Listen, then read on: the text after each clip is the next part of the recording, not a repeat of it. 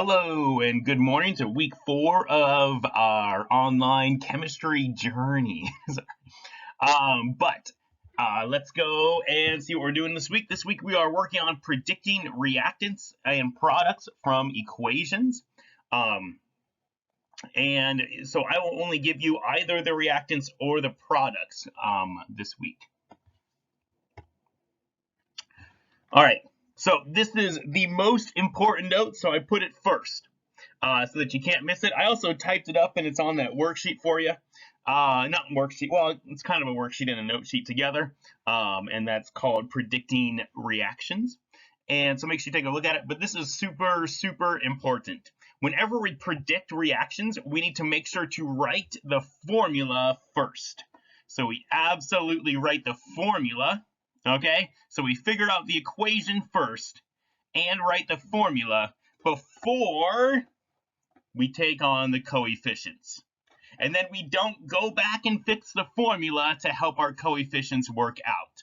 I'll be showing you some practice problems later, so it'll make a lot more sense. But once again, you do the chemical formulas first, make sure that they are ionic compounds, that they are neutral, and then you go on and balance the entire equation with coefficients.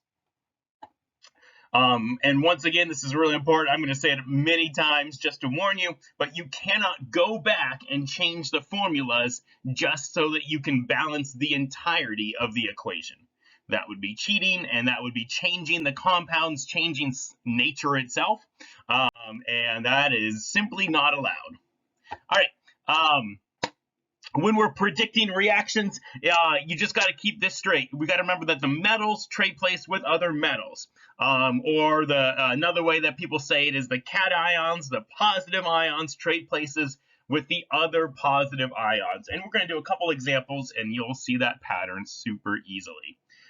This is another thing that I brought up last week in one of my midweek videos because I realized some people are having a hard time with this, and I want to make sure it's in our notes now. But H2O can always be written as HOH. And you can see it's broken down into an H1 plus ion combined with a hydroxide, right? That's the name of the polyatomic ion, OH. You don't need to write down the names of acids. I'm okay if we leave that out, even though you've probably learned them somewhat by now.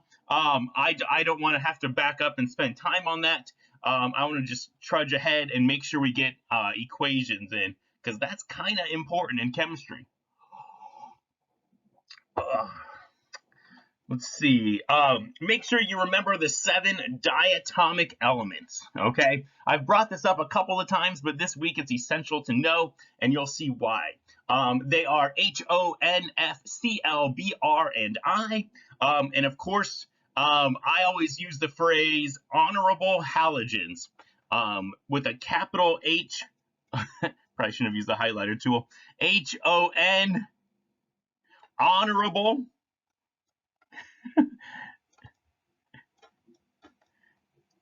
Honorable halogens, and the halogens are group 7A, and that would be the elements I will highlight right now in fluorine, chlorine, bromine, and iodine.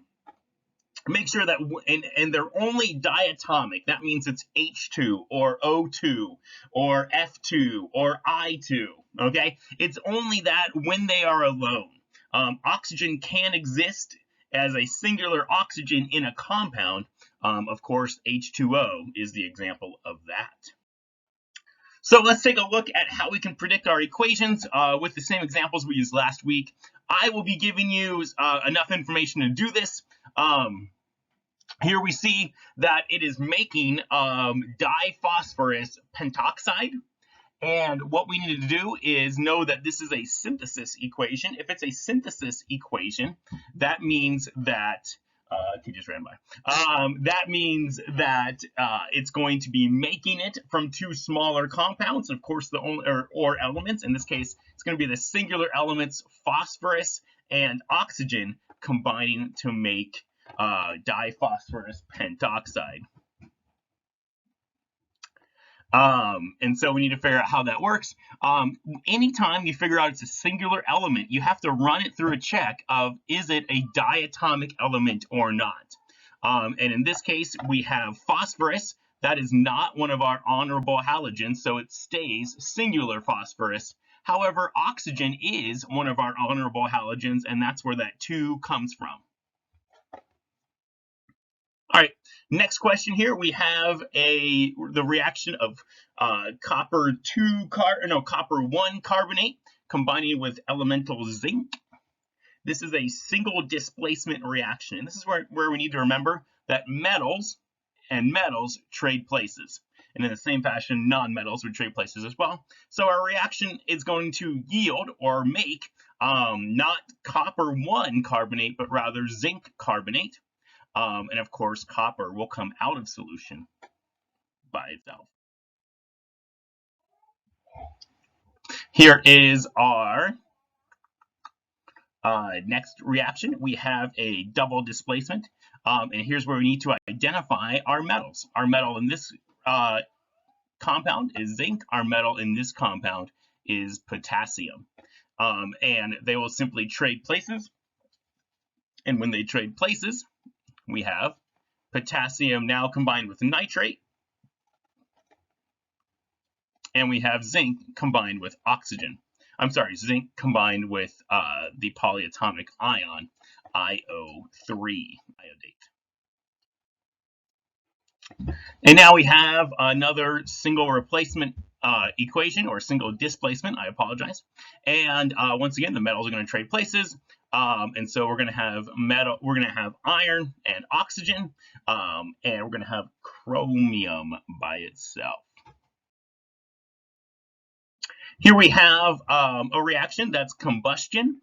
We just need to know that combustion always generates oxygen, which has to be diatomic, and CO2.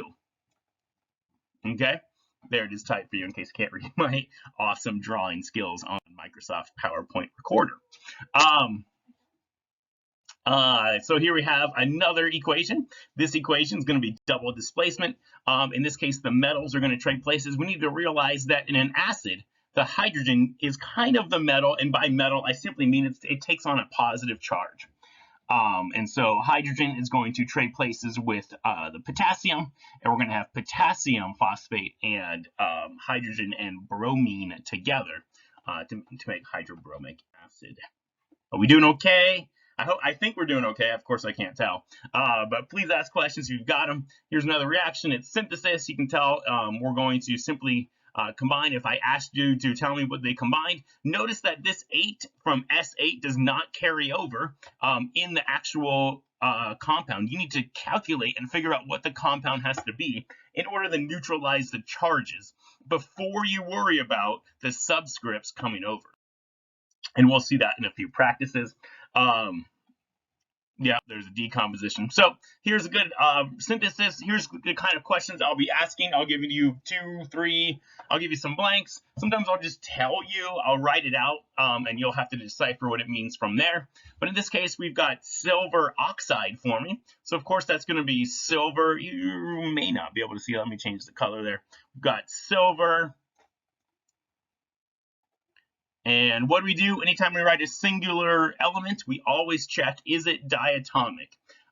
Is it an honorable halogen? And because Ag is not H, O, or N from honorable or a halogen, group 7A on the periodic table, we know that it's not. Now I wrote O. Is that an honorable halogen? It is the O in honorable, so I have to do a 2 there. Now when I go to balance it, I see I have 2 oxygens here and only 1 here. Oh, look, now I have 2 on that side. And I now have 4 silvers. Okay, and there we go. Double displacement. Remember, the metals trade places. All right, so I trade the places of the metals. I put lithium over here, and now it's going to be with nitrate.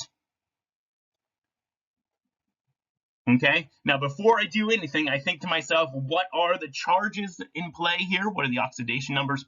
Lithium has an oxidation number of 1.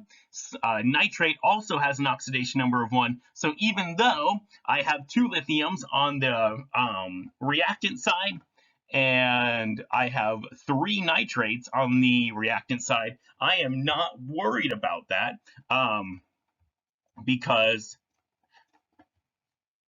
It doesn't change how lithium nitrate forms.